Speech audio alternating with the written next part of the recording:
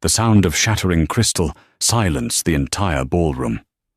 500 of New York's elite froze, their eyes locking onto the pregnant woman standing amidst the shards of a champagne flute, trembling in a dress that cost less than the appetizers. Her husband didn't check if she was hurt. He didn't offer a hand. He laughed. He pointed a finger at her and called her a clumsy mistake, a stain on his perfect night. He thought he was shedding dead weight to climb the corporate ladder. He didn't know that the 3 men stepping out of the blacked-out helicopter on the roof weren't just billionaires. They were her brothers, and they were coming for blood. The rain in Manhattan wasn't cleaning the streets. It was just making the grime slicker. Inside the least charcoal BMW 5 Series, the air conditioning was blasting, despite it being a chilly October evening. Gavin Reynolds adjusted the vents so they hit his face directly, his knuckles white as he gripped the steering wheel. "Can you please turn it down?" Clara asked softly from the passenger seat.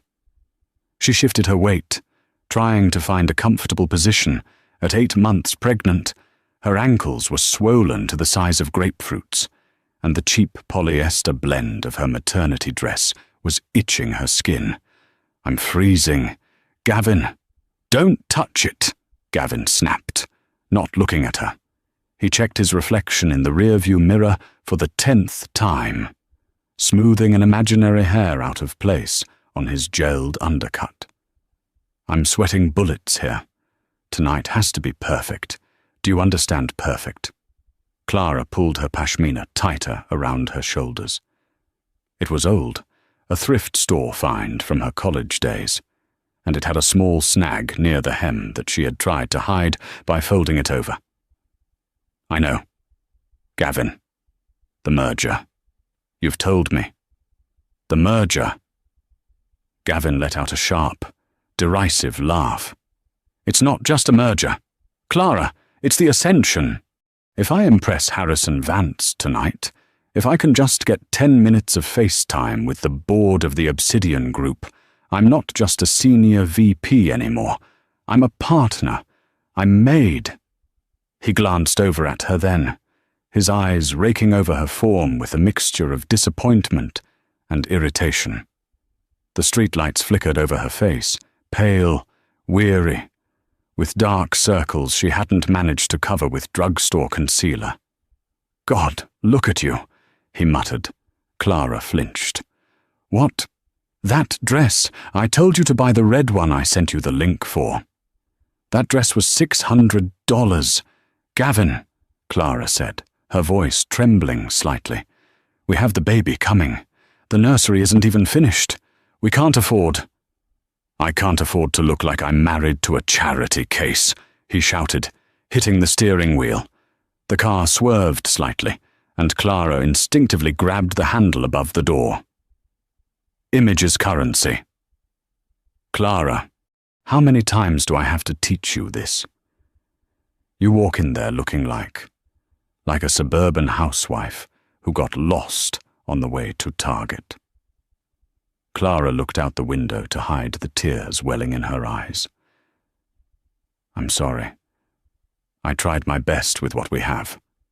"That's the problem," Gavin hissed as he turned the car onto 5th Avenue, the Pierre Hotel looming ahead like a fortress of gold and stone. "Your best isn't good enough for where I'm going. You're small time. Clara, you've always been small time. I'm dragging you up this mountain, and you're just dead weight." The cruelty of his words hung in the air, heavier than the humidity. Clara remembered the man she had married 3 years ago. Gavin had been ambitious then. Yes. But he had been kind. He had loved her quiet nature, her love for painting, her simple dreams of a family. But as he climbed the ranks at his firm, surrounded by men with summer homes in the Hamptons and wives who treated plastic surgery like a dentist appointment, he had changed. He had become hungry, and that hunger was consuming everything, including them. Just try not to embarrass me, Gavin said, as he pulled into the line of limousines and Bentleys waiting for the valet. Don't talk about your Etsy shop. Don't talk about your grandmother's pie recipes. In fact, just don't talk. Stand there, smile, hold a sparkling water, and let me do the work. I'm your wife, Gavin, not a prop, Clara whispered. Tonight, he said, putting the car in park and unlocking the doors.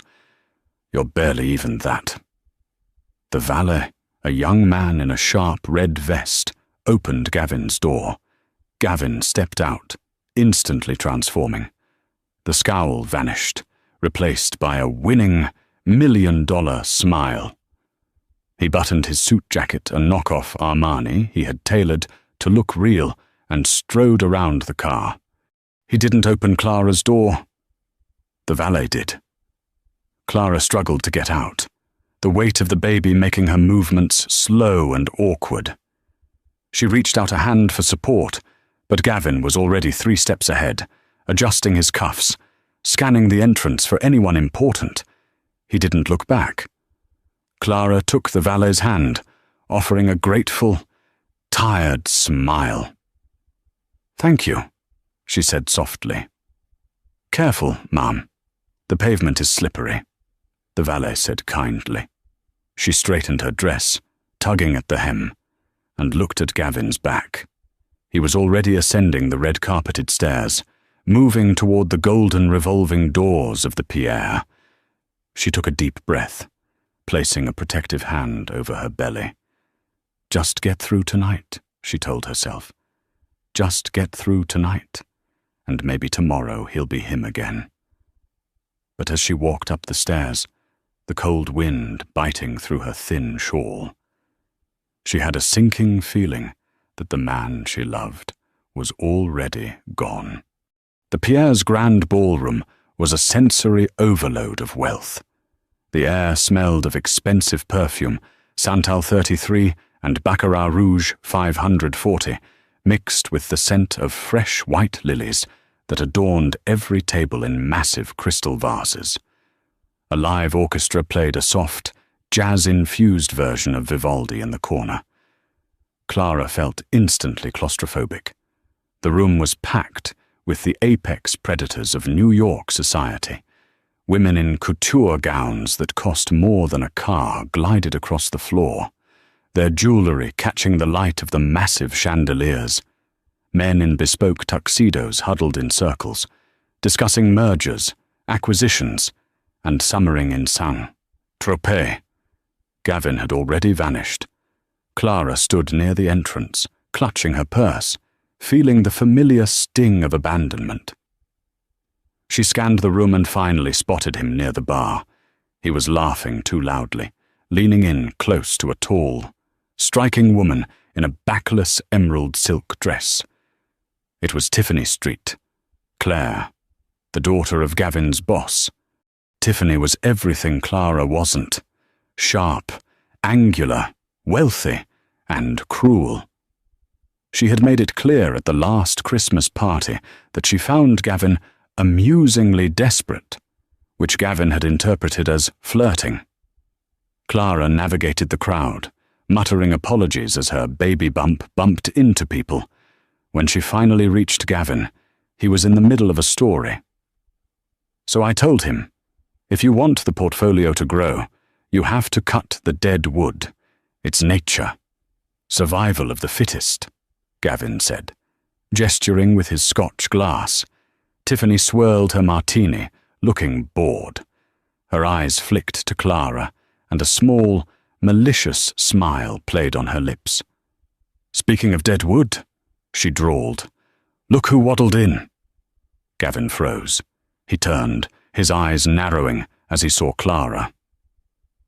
I thought you were getting a drink, he lied smoothly, though his jaw was tight. I just got here. Gavin, Clara said, trying to keep her voice steady. Hello, Tiffany. Tiffany looked Clara up and down, her gaze lingering on the sensible, comfortable heels Clara was wearing. Cute shoes. Clara. Very sensible. My grandmother wears a pair just like those for her water aerobics. Gavin let out a short, nervous chuckle. She has to prioritize comfort right now. Tiff, you know how it is. I really don't, Tiffany said, turning her back to Clara to face Gavin completely. So, Gavin, Daddy is in the VIP lounge, the gold room. He's with the investors from Dubai. Gavin's eyes lit up. This was it. The inner sanctum. Access to the gold room was strictly invitation only. Is he... Do you think... I could get you in, Tiffany said, running a finger along the rim of her glass. But it's a tight space.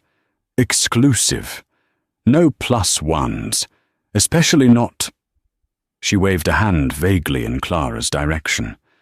+1s that take up so much room.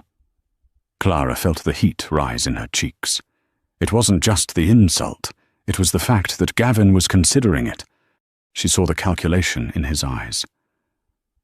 Clara, Gavin said, turning to her, his voice dropping to a whisper. You understand. Right, this is the moment. I need to go in there. You're going to leave me here alone? Clara asked, her voice incredulous. Gavin, I don't know anyone. I'm tired. My feet hurt. Can we just stay for an hour and go? Stop being selfish, he hissed, grabbing her elbow. His grip was hard. This is for us. For the baby. Go sit over there by the buffet. Eat something. You like eating. Right. Just wait for me. I'll be 20 minutes. Gavin. Don't cause a scene, he warned, his eyes dark. Do not make me look bad. Clara. He turned back to Tiffany, his face transforming back into the eager puppy. Lead the way. Tiffany. Clara watched them walk away. Tiffany linked her arm through Gavin's, whispering something in his ear that made him throw his head back and laugh. They disappeared behind a heavy velvet curtain, guarded by two men who looked like ex-military. Clara stood alone in the middle of the swirling party. She felt a tear slide down her cheek and quickly wiped it away. She wouldn't cry. She wouldn't give them the satisfaction. She made her way to a small, empty table near the catering service entrance. It was hidden behind a large pillar, away from the prying eyes of the elite. She sat down heavily, exhaling as she took the weight off her feet. A waiter, an older man with kind eyes, paused as he passed. Sparkling water with lime. Mum, you look like you could use it. Please, Clara whispered. He handed her the glass. Rough night. You have no idea, she said. She sat there for 40 minutes. 40 minutes of watching the clock. 40 minutes of feeling the baby kick. A rhythmic reminder of the life she was protecting. She took out her phone. No texts from Gavin. She decided to go to the restroom to splash water on her face. As she stood up, a wave of dizziness hit her. She stumbled slightly, grabbing the tablecloth. At that exact moment, the velvet curtains of the VIP section opened. Gavin and Tiffany walked out, accompanied by an older man, Tiffany's father. Mr. St. Clair. They were laughing. Gavin saw Clara. He saw her stumble. And instead of rushing over, he looked annoyed. He said something to Mr. St. Clair, pointed at Clara, and rolled his eyes. He was making a joke of it. He was distancing himself. Clara's heart shattered. She began to walk toward him, determined to tell him she was leaving. With or without him, she was done. As she passed a waiter, carrying a tray of champagne flutes, Tiffany stepped out. It was subtle, a slight movement of her hip, a nudge of her elbow, but it was enough. She bumped into the waiter. The waiter stumbled. The tray tipped. A cascade of champagne and crystal rained down on Clara. The crash was deafening. Clara gasped, as the cold liquid soaked her dress, the glass shattering around her ankles. She stood frozen, covered in alcohol and shards, the center of attention of the entire ballroom. The music stopped. The chatter died. "Oh my God," Tiffany shrieked, her voice dripping with fake concern that barely masked her amusement. "She's so clumsy, Gavin. Isn't that your wife?" Gavin's face turned a deep shade of crimson. Not out of anger at Tiffany, but out of shame. He stormed over to Clara, his shoes crunching on the glass. "What is wrong with you?" he shouted, his voice echoing in the silent hall. Clara looked up at him, water dripping from her eyelashes. "Gavin!" She pushed the "Shut up!" Gavin roared. "Look at this mess. Look at you. You're a disaster. Clara, I bring you to one nice event, one important night, and you ruin it. You're drunk. I'm pregnant." Clara screamed back, her voice finally finding its strength.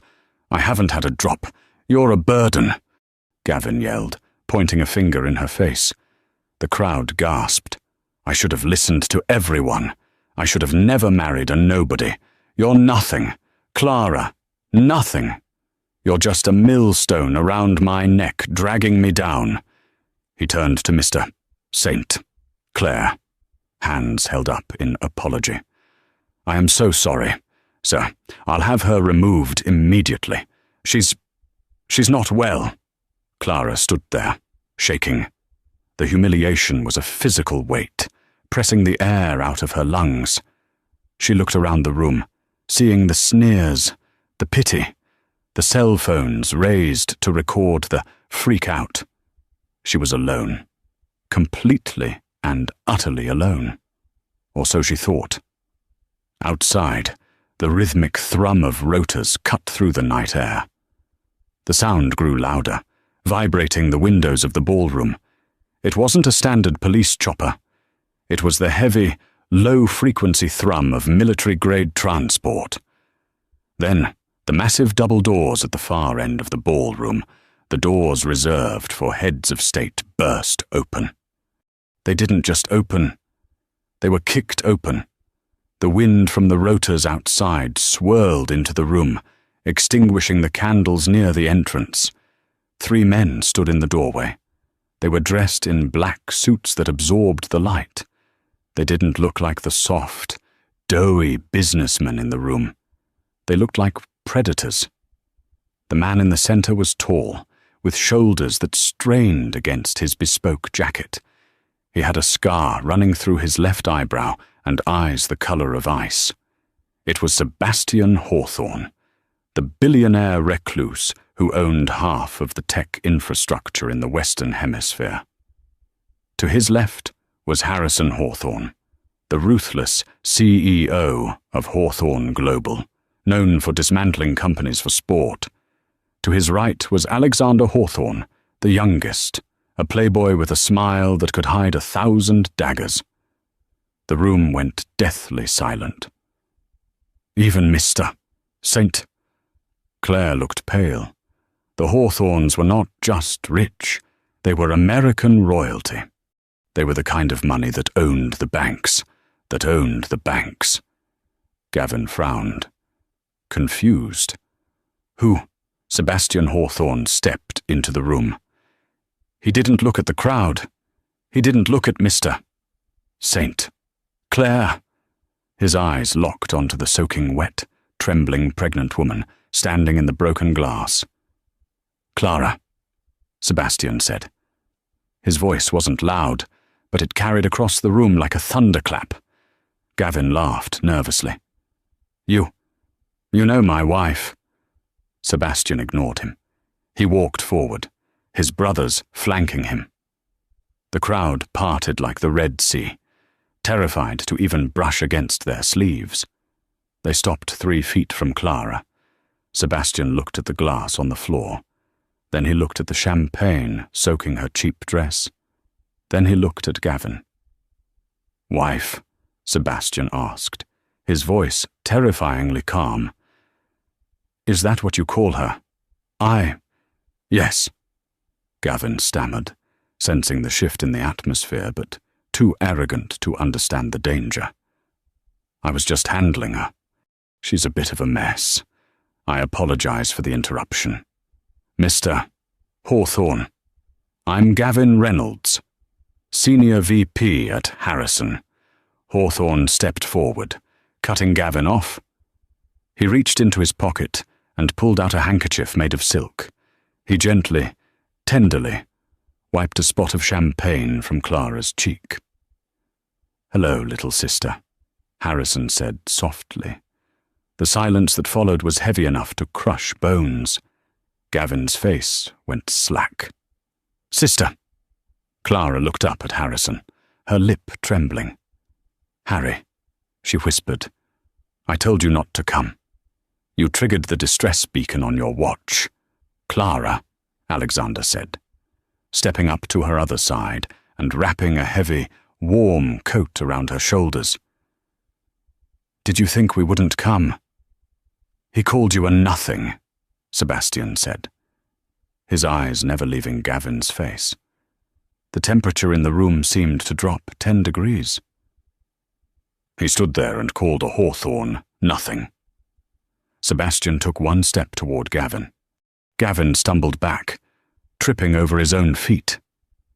"You have 3 seconds to explain why my sister is crying," Sebastian whispered, "before I buy this hotel and throw you off the roof of it." The silence in the Pierre's grand ballroom was absolute. It was the kind of silence that usually precedes an execution. 500 pairs of eyes that had, moments ago, been filled with derision and pity were now wide with a mixture of terror and confusion. Gavin Reynolds stood frozen, his mouth opening and closing like a fish pulled from water. His brain was misfiring, trying to reconcile 2 impossible realities. On one hand, there was Clara, his mousy, thrift store shopping, coupon-clipping wife who cried over sad commercials. On the other, there stood the Hawthorne brothers, the Titan, the Wolf, and the Prince of Wall Street, and they had just called her sister. I don't understand," Gavin stammered, his voice cracking. He looked from Sebastian's icy glare to Clara, who was weeping silently into the lapel of Harrison's coat. "Clara, what is going on? You told me your family was... You said they were dead." Clara pulled away from Harrison slightly, wiping her eyes. She looked at Gavin, really looked at him, for the first time in months. She didn't see the ambitious visionary he claimed to be. She saw a small, frightened man in a cheap suit. "I said they were gone to me. Gavin," Clara whispered, her voice hoarse. "I left them because I wanted to find someone who loved me for me. Not for the Hawthorne name, not for the billions, just for Clara." A ripple of gasps tore through the crowd. The Clara Hawthorne, the lost heiress who had vanished from the social register 5 years ago. Rumors had swirled that she was in a Swiss sanitarium, or that she had joined a convent. No one guessed she was living in a walk-up in Queens, clipping coupons. Gavin's face drained of color. The realization hit him like a physical blow. The charity case he had been berating, the woman he had treated like an anchor dragging him down, was worth more than the entire room combined. You lied to me," Gavin whispered, a sudden, desperate anger rising in him. He was trying to flip the script, to make himself the victim. "You deceived me. This is entrapment. Entrapment." Alexander laughed. It was a dark, terrifying sound. He stepped forward, casually unbuttoning his tuxedo jacket to reveal the custom holster of a firearm he was licensed to carry, though he didn't reach for it. The threat was in his posture. "You think this is a court of law? Reynolds, you think you get a defense?" "She lied," Gavin shouted, pointing a shaking finger at Clara. "She watched me struggle. She watched me work 18-hour days to pay our rent while she sat on a fortune. Do you know how sick that is? She watched you change, Sebastian interjected, his voice low and vibrating with suppressed rage. She gave you a gift, you idiot, the gift of a clean slate. She wanted to build a life with you from the ground up. And what did you do? Sebastian took another step. He was now nose to nose with Gavin. You broke her spirit. We have the reports, the insults, the emotional neglect, the way you made her feel small so you could feel big. Sebastian gestured to the shattered glass on the floor. And tonight, you let her stand in broken glass while you flirted with that. He didn't look at Tiffany Street, Claire, but he pointed a finger in her direction. Tiffany, who had been watching with her mouth agape, suddenly realized she was in the line of fire. She tried to muster her usual arrogance. Excuse me, I am Tiffany Street. Claire, my father is bankrupt, Harrison said flatly, not even looking at her. He pulled a sleek black phone from his pocket and tapped the screen. As of 30 seconds ago, Mr. St. Clair, who had been hiding behind his daughter. Choked. What did you say? Hawthorne Global just acquired the majority debt of St. Clair Industries, Harrison said, looking at his phone with a bored expression. We called in the loans, all of them, effective immediately. You're leveraged 10-1. St. Clair, you're finished. You can't do that. Mr. St. Clair shrieked, clutching his chest. I just did, Harrison replied. Consider it a fee for the distress your daughter caused my sister. The room spun. In less than 2 minutes, the Hawthorns had destroyed a legacy family just to make a point. Gavin looked around wildly. He saw the shift.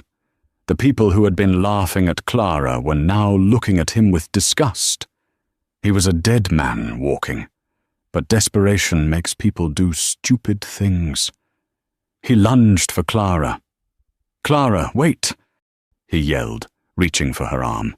Baby, please, I was stressed. It's the merger. You know I love you. I did this for us. Before his fingers could even graze the fabric of her coat, Alexander moved. It was a blur of motion. One moment Alexander was standing still. The next, he had twisted Gavin's arm behind his back and slammed him face first onto a banquet table. Plates shattered. Silverware clattered to the floor. Gavin screamed in pain. Don't!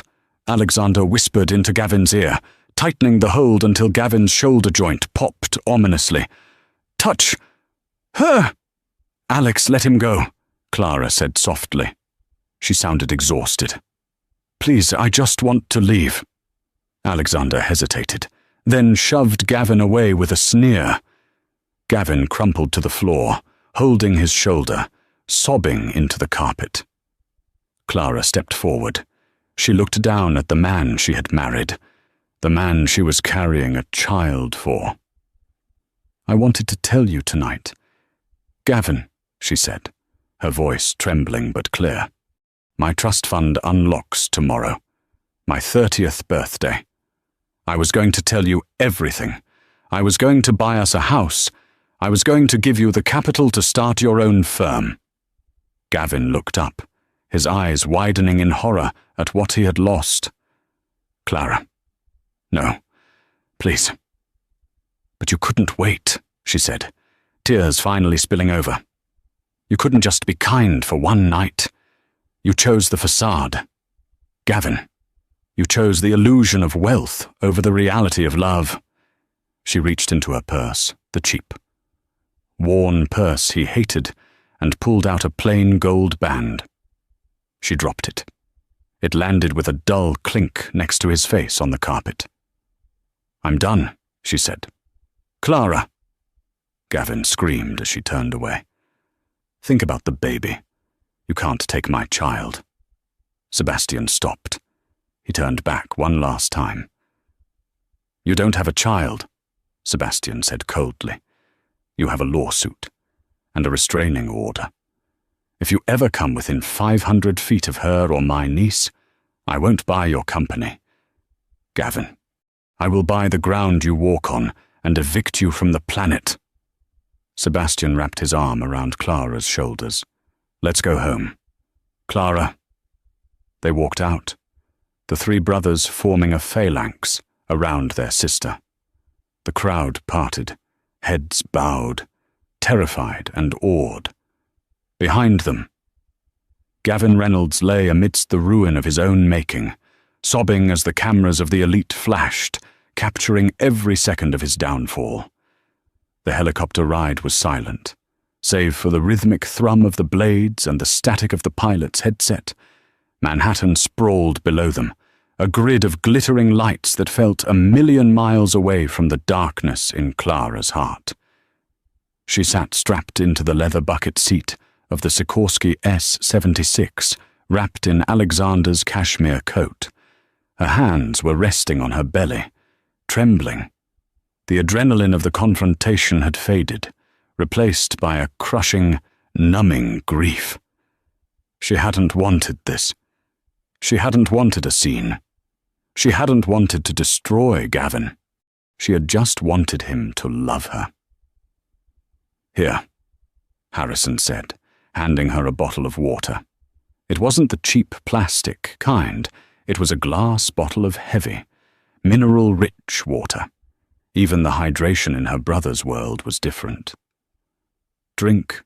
You're shaking." "I ruined his life," Clara whispered, staring out the window. "He ruined his own life," Sebastian said from the seat opposite her. He was typing furiously on a tablet, the blue light illuminating his sharp features.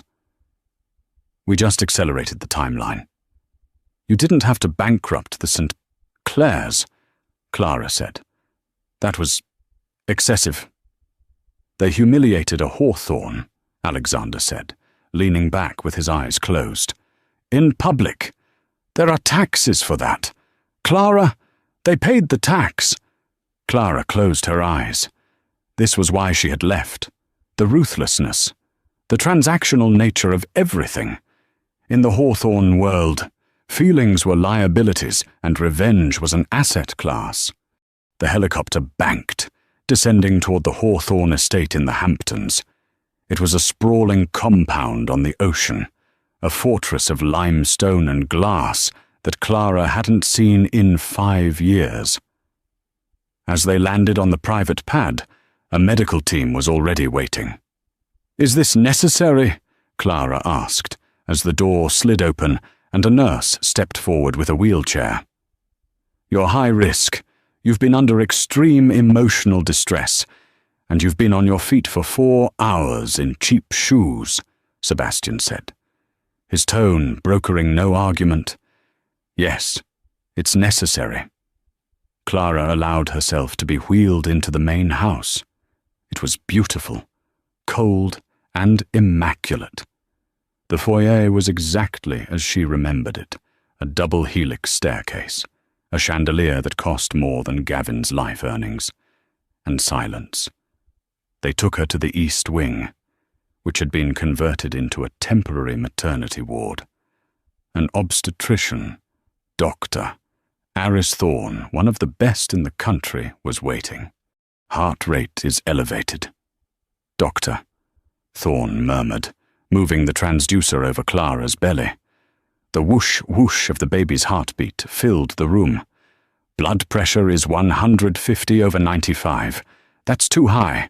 Clara, you need absolute bed rest. No stress. No phones." "Did you hear that?" Sebastian said from the doorway. He had shed his suit jacket and rolled up his sleeves, looking less like a titan of industry and more like a worried big brother. "Hand over the phone. Clara." "I need to see if he calls," Clara said, clutching her cracked iPhone. "He has called," Harrison said, walking in. 47 times in the last hour. He's also left 12 voicemails, ranging from begging to threatening legal action. I need to hear them, she said. No, Sebastian said gently. He walked over and took the phone from her hand. You need to sleep. We will handle Gavin. You don't understand, Clara pleaded, tears leaking from her eyes again. He wasn't always like this. When we met, he was sweet. He brought me soup when I was sick. He listened to me. Predators are always patient when they are setting the trap, Alexander said. Leaning against the wall. He didn't know who I was. Clara insisted. That proves it was real. He couldn't have been using me for money because he thought I was poor. The three brothers exchanged a look. A heavy, silent communication passed between them. Sebastian sighed. He pulled a chair up to the bedside and sat down, taking Clara's hand. Clara, he began, his voice dropping an octave. We didn't want to tell you this tonight. We wanted to wait until the baby was born. Clara's stomach dropped. Tell me what...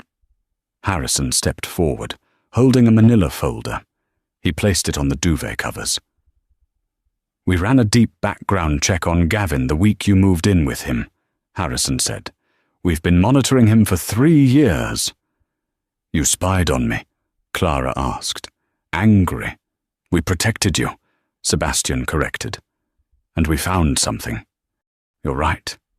Gavin didn't know you were a hawthorn. He did think you were poor. But he didn't marry you for love. Clara. Clara stared at the folder. Then why? Why would he marry a waitress with no money if he's so obsessed with status? Because, Alexander said softly. He needed a clean record. Clara opened the folder. The first page was a mug shot. A younger Gavin. Gavin Reynolds isn't his real name, Sebastian explained as Clara scanned the documents. His name is Gavin Rourke. 10 years ago, he was involved in an embezzlement scheme in Chicago. He turned state's witness to avoid jail time, but his reputation was torched. He changed his name, moved to New York, and tried to restart.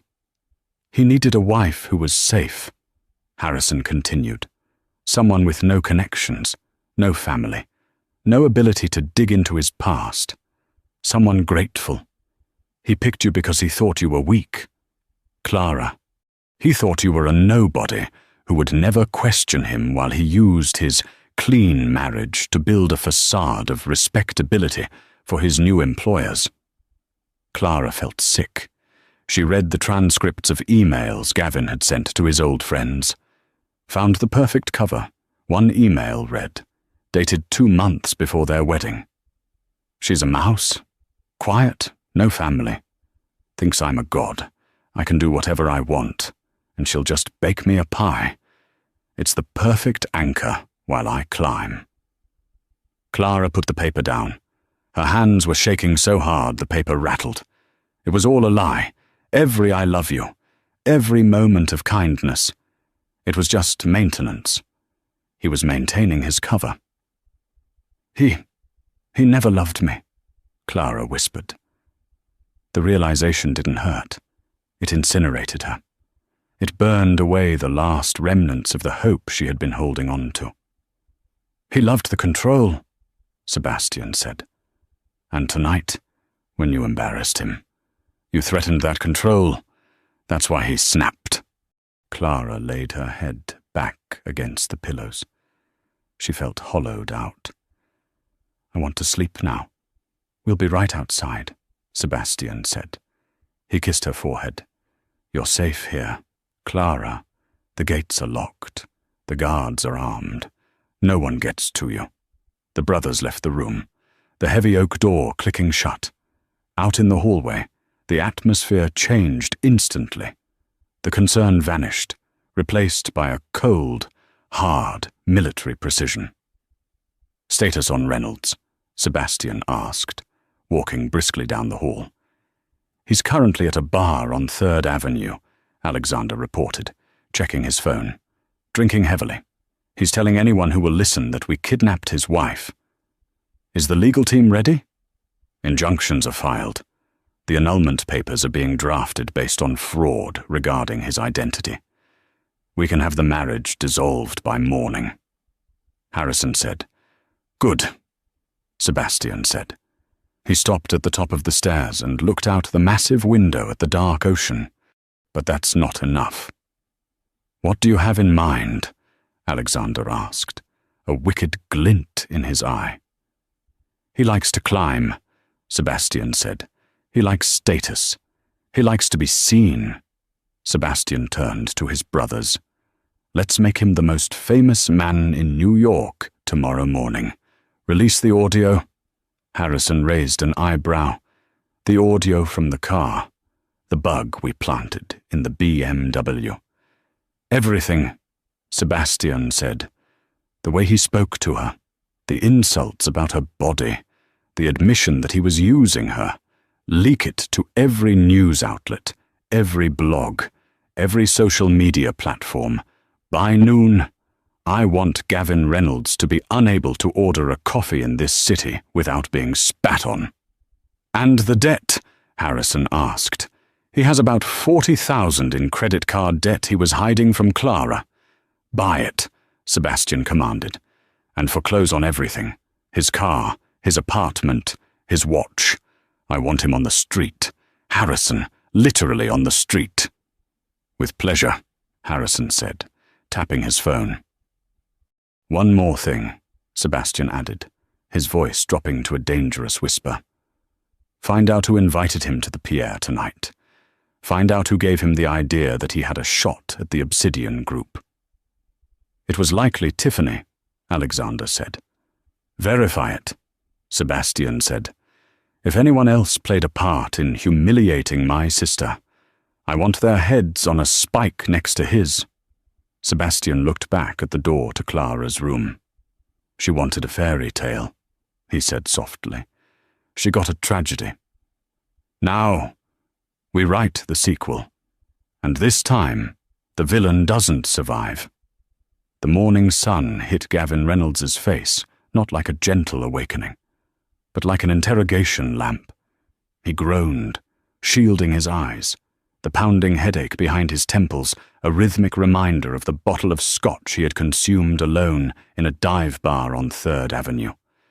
He rolled over in the bed of his apartment, a sterile, overpriced one-bedroom in the financial district that he and Clara could barely afford.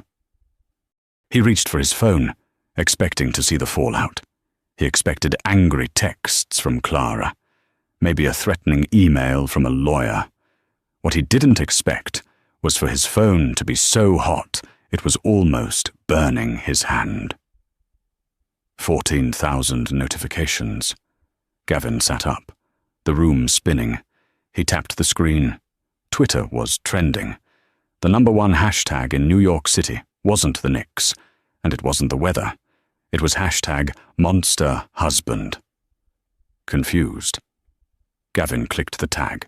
The first video was a repost from a gossip site called The Manhattan Lens. It had 4 million views in 6 hours. The video was static, just a black screen with audio waveforms moving, but the voice was unmistakable. It was his voice, crystal clear, high fidelity. I can't afford to look like I'm married to a charity case. Image is currency. Clara. You walk in there looking like a suburban housewife who got lost on the way to Target. Gavin's blood turned to ice. It was the conversation in the car, the BMW, the lease. He scrolled down, another clip. Found the perfect cover. She's a mouse, quiet, no family. It's the perfect anchor while I climb.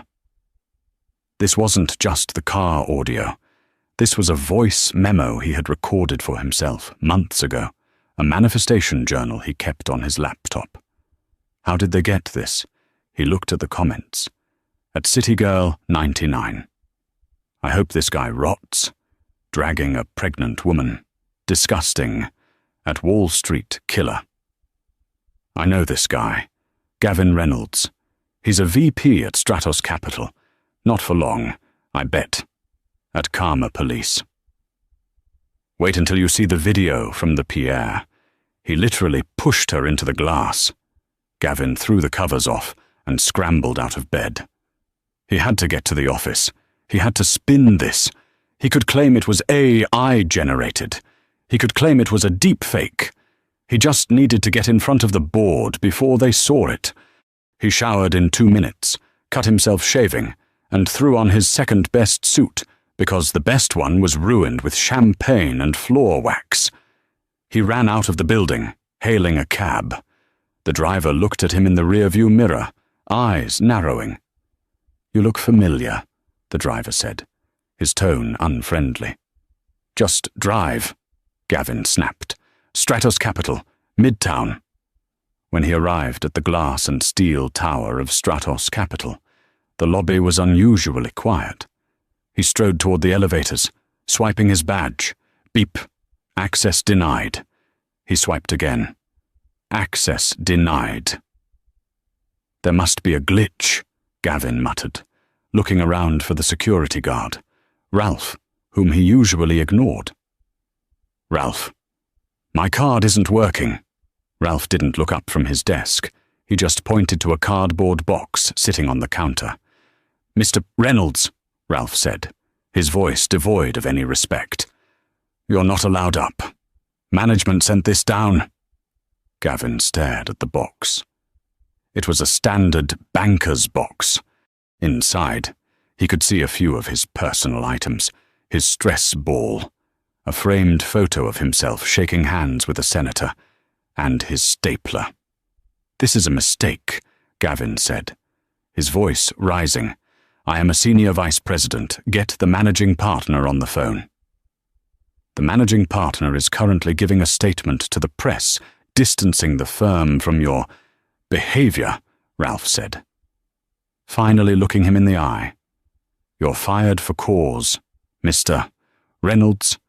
Breach of the morality clause in your contract. And since you're fired for cause, your unvested stock options are cancelled." "They can't do that," Gavin screamed, grabbing the box. "I'll sue. Do you know who my wife is?" The lobby went silent. People waiting for the elevator turned to look.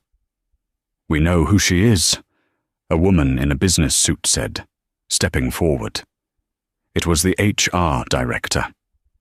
"She's the woman you abused, and her family's legal team has already contacted us. If we don't terminate you, they've threatened to buy the building and turn it into a parking lot." Gavin staggered back. The Hawthorns. They were dismantling him piece by piece. He turned and ran out of the building, clutching his box. He needed an ally. He needed Tiffany Street. Claire. She was there. She saw everything. She could testify that Clara was being hysterical. He pulled out his phone and dialed Tiffany. "The number you have reached is no longer in service." He tried her work number. A receptionist answered. "St. Clair Industries, Liquidation Department." "Liquidation?" Gavin choked out. "I need to speak to Tiffany." "Ms.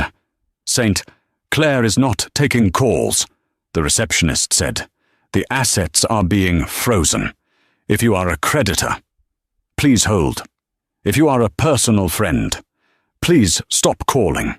She is currently dealing with the FBI regarding insider trading allegations that surfaced this morning." Gavin hung up. The FBI. The Hawthorns hadn't just bankrupted the St. Clairs. They had dug up their dirty laundry and handed it to the feds. He was alone. Completely alone. He decided to go home. He would regroup. He would find a lawyer who wasn't afraid of the Hawthorns. He would fight this. He took the subway back to his apartment, keeping his head down. When he got to his door, his key didn't turn. There was a piece of paper taped to the wood. Eviction notice. Reason: failure to pay rent. Lease violation: criminal activity. "I paid the rent," Gavin shouted at the door. He pounded on it. "I paid it yesterday." The door to the neighbour's apartment opened. Mrs. Gable, an elderly woman who usually baked cookies, looked out. She held a can of pepper spray. "Get out of here, Gavin," she said, her voice shaking. The landlord saw the news. "He doesn't want trouble. He said your payment bounced because your accounts are frozen." Gavin checked his banking app. Account balance minus $420,000. Status frozen. Court order Hawthorne versus Reynolds. They had frozen his accounts. They had evicted him. They had fired him. They had turned the entire city against him. Gavin Reynolds slid down the door of his locked apartment. Sitting on the dirty hallway floor next to his box of office supplies, he put his head in his hands. It wasn't just a breakup. It was an erasure. 3 months had passed since the night at the Pierre. The winter snow lay thick over the Hawthorne estate in the Hamptons, turning the grounds into a silent, white palace. Inside, the atmosphere was warm, smelling of cedarwood and lavender. Clara sat in the sunroom, wrapped in a blanket, painting. It was the first time she had picked up a brush in years. Gavin had always told her painting was a waste of time, a hobby for people who don't contribute to the economy. Now, she was painting the ocean, stormy, grey, but with a sliver of gold breaking through the clouds. "It's good," a voice said. Clara looked up. It was Sebastian. He was leaning against the doorframe, holding 2 mugs of herbal tea. He looked tired. The war to destroy Gavin had taken time and energy, but he had done it with the efficiency of a machine. "It's messy," Clara said, smiling faintly. "But it feels like me." "How are you feeling?" Sebastian asked, sitting down and handing her the tea. "Heavy," she admitted, rubbing her belly. She was close, 38 weeks, and guilty. "Guilty." Sebastian frowned. "Clara, the man was a sociopath. You have nothing to be guilty about."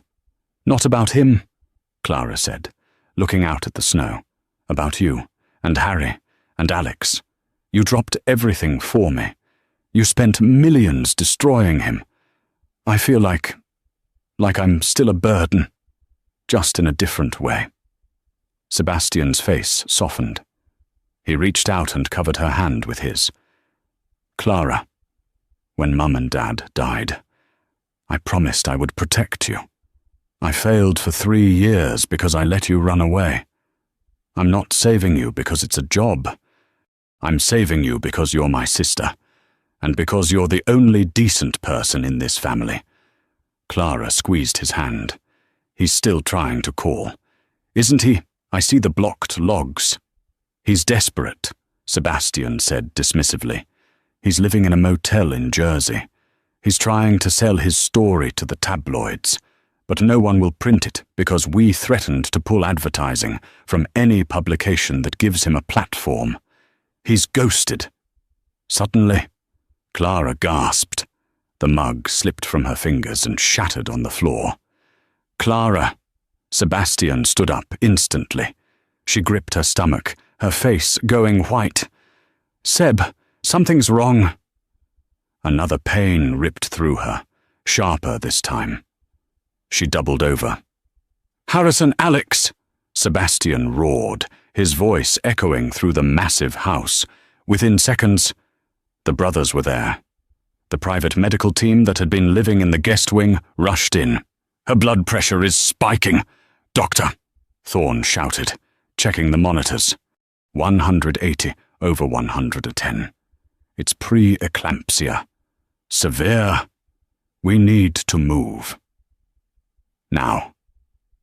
The next hour was a blur of terrified chaos. The helicopter was prepped. They flew her not to a regular hospital, but to the private wing of Mount Sinai in the city, where the Hawthorns had endowed the entire maternity floor. Clara was fading in and out of consciousness. The pain was blinding. She felt the cold gel of the ultrasound, heard the frantic beeping of machines. "The baby is in distress." "Doctor," Thorne's voice floated through the haze. "Heart rate is dropping. We have to do an emergency C-section. Get the brothers out." "I'm not leaving her," Alexander yelled, struggling with a nurse. "Get out, or she dies." "Doctor," Thorne commanded. The doors swung shut. Clara was alone under the bright lights. She looked up at the ceiling, tears streaming down her face. "Please," she prayed. "Take everything. Take the money. Take the name. Just let him live. Let my baby live." Outside in the waiting room, the three Hawthorne brothers paced like caged tigers. They owned half the city, but they couldn't buy their way out of this. They were helpless. Harrison was on the phone, barking orders to distract himself. "I don't care. Buy the ventilator company if you have to. Just make sure she has the best equipment." Alexander was sitting on the floor, head in his hands. 2 hours passed. Then, the doors opened. "Doctor." Thorne stepped out. He looked exhausted. His scrubs were stained. The brothers froze. "She's stable, Doctor," Thorne said, exhaling. "It was touch and go. She lost a lot of blood, but she's going to make it." "And the baby?" Sebastian asked, his voice trembling. "Doctor." Thorne smiled. "A boy, 5 pounds, 6 ounces, small, but a fighter. He's in the NICU, but he's strong." The relief in the room was palpable. Harrison slumped against the wall. Alexander started laughing, a hysterical release of tension. Sebastian walked to the window and looked out at the city skyline. He pulled out his phone. He had one notification, a text from an unknown number. It was Gavin. "I know she's in labor. I saw the chopper.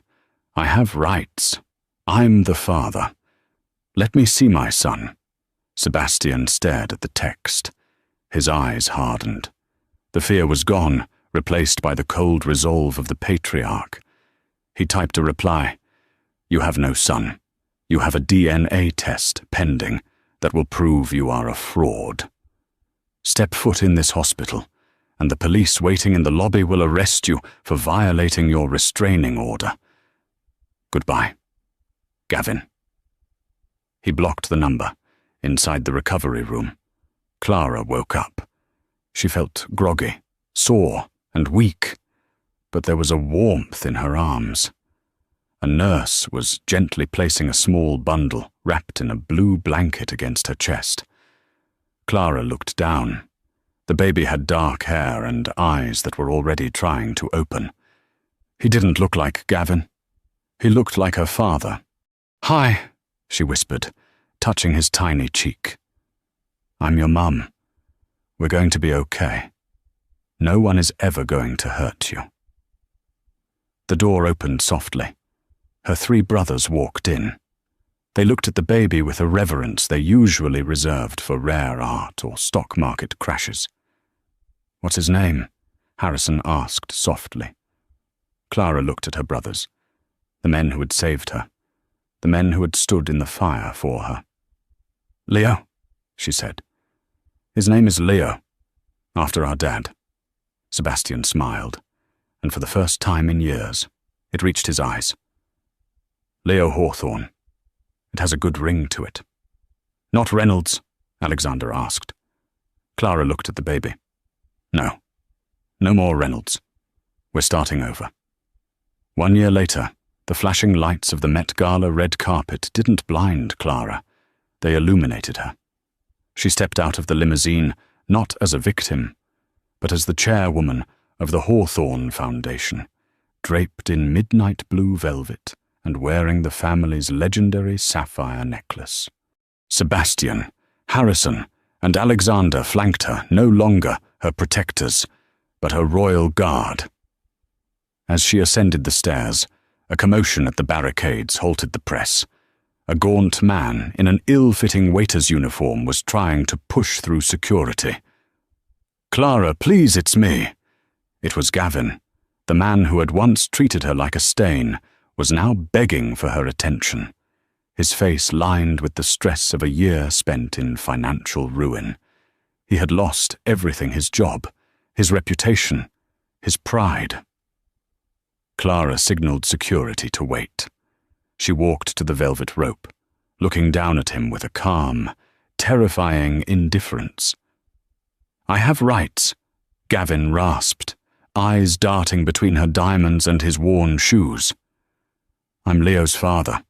I'm living in a basement. Clara, I'm starving. You can't just erase me." "I didn't erase you, Gavin," Clara said softly. "You erased yourself the moment you chose a facade over a family." "I can change," he pleaded, reaching a dirty hand toward her. "Just give me a chance, or a loan. Anything, for old time's sake." Clara stared at his outstretched hand. She didn't feel anger anymore. She felt nothing. Slowly, she opened her diamond-encrusted clutch and pulled out a crisp $20 bill. She tucked it into the pocket of his cheap jacket. "Get yourself something to eat," she whispered, her voice devoid of warmth. "And try not to make a scene. It's bad for your image."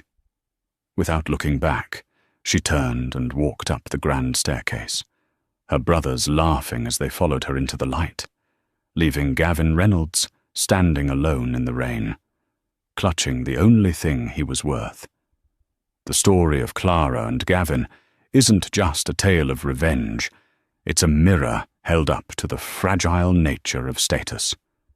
Gavin built his house on the sand of perception, believing that money and titles were the only things that mattered. He didn't realize that the true currency of life is loyalty and love. In his desperate climb to the top, he kicked away the only ladder he had, not realizing it was made of solid gold. Clara's journey from a trembling victim to a queen of industry reminds us that sometimes. You have to be completely broken before you can rebuild yourself into something unbreakable. The Hawthorns didn't just win, they redefined the game. Wow, what a journey from the shattered glass of the Pierre Hotel to the steps of the Met Gala. Clara's transformation is the ultimate comeback story.